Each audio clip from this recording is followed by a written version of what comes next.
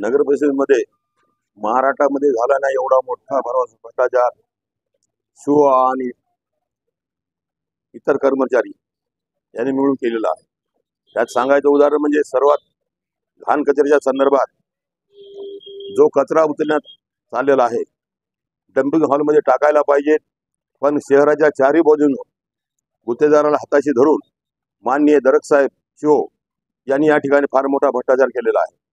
दुसरा महत्वाचा रोडवर रोड टाकून अनेक रोडमध्ये भ्रष्टाचार केलेला आहे।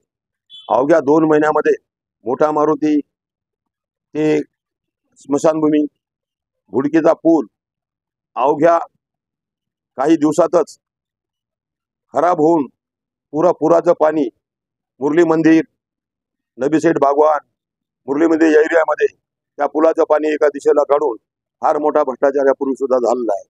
अनेक उदाहरण देता येतील, मग ते नमुना नंबर 8 असो की घरकुलाची योजना असो, एका माणसाला 4-4, 5-5 घरकुलं दिलेत आणि बरेचसे लोक अद्याप वंचित राहिलेत। त्यांना कायद्याचं काहीतरी वेगळं मार्गदर्शन सांगून ज्यांनी भ्रष्टाचार केला, कोट्यावधी रुपये खाल्लेले आहेत, त्यापासून 2-2, 4-4 घरं दिलीत आणि बरेचसे गरीब लोक वंचित राहिले, त्यांना सुद्धा न्याय मिळायला पाहिजे। ही सर्व नागरिकांची मागणी आहे। कायला अतिक्रमणाचा प्रश्न मी बोलणार नाही, कारण या ठिकाणी शहरामध्ये आज जी कामं चाललेली आहेत त्यामध्ये 100% भ्रष्टाचार चाललेला आहे। याच्या सखोल चौकशा कराव्यात, कारण नागरिकांमध्ये असंतोष निर्माण झालेला आहे। याची सुद्धा वरिष्ठांनी दखल घ्यावी। कळवणीमध्ये बाजार समिती ही शेतकऱ्याचा आत्मा आहे, पण वेगवेगळ्या रूपानं यापूर्वी गाळे दिलेले आहेत, नंतर गाळे दिलेले आहेत। त्या ठिकाणी कोणतेही व्यापारी व्यापार करत नाहीत, फक्त पैसा जमा करून या ठिकाणी रोडच्या आणि नालीची कामं घेऊन यामध्ये फार मोठा भ्रष्टाचार झालेला आहे। कारण त्यांना परवा कर्मचाऱ्याची नाही, कोणाचीच नाही, असे बोगस कामं करून या ठिकाणी गुत्तेदाराच्या नावाखाली एक संचालक त्या ठिकाणी हस्तक्षेप करतो। यांनी सर्व कामं स्वतःच्या याच्यावर त्या ठिकाणी केव्हाच इंजिनियर आला नाही, गुत्तेदार आला नाही, हर कामावर हे उपस्थित होते। त्यांची सुद्धा सखोल चौकशी करावी आणि त्यांचं सदस्यपद रद्द करावं, कारण 100% माहीत आहे, त्यांचे पुरावे सुद्धा आमच्याकडे आहेत। कारण या ठिकाणी चेक नेण्यासाठी अद्याप कोणता गुत्तेदार आला नाही, इंजिनियर केव्हा मार्कआउट टाका आलेला नाही, सर्वच कामं स्वतःहून यांनी हातात घेऊन या ठिकाणी माझ्या मते चौकशी अंती तो निष्पन्न होईल। त्यामुळे संबंधित माणसावर कडक कारवाई करावी ही नम्रतेची विनंती।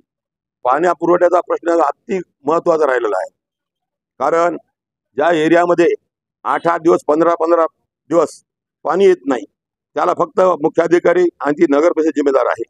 बरेचसे लोक पाण्यासाठी वनवन हिंडून देशोधडीला लागलेले आहेत, कारण पाणी आपलं आहे, आपल्या जवळ आहे। या ठिकाणी काही ठराविक लोकांना 3 मजल्यावर पाणी जाते आणि इतर लोकांना गल्ल्या बोळात पाणी नाही।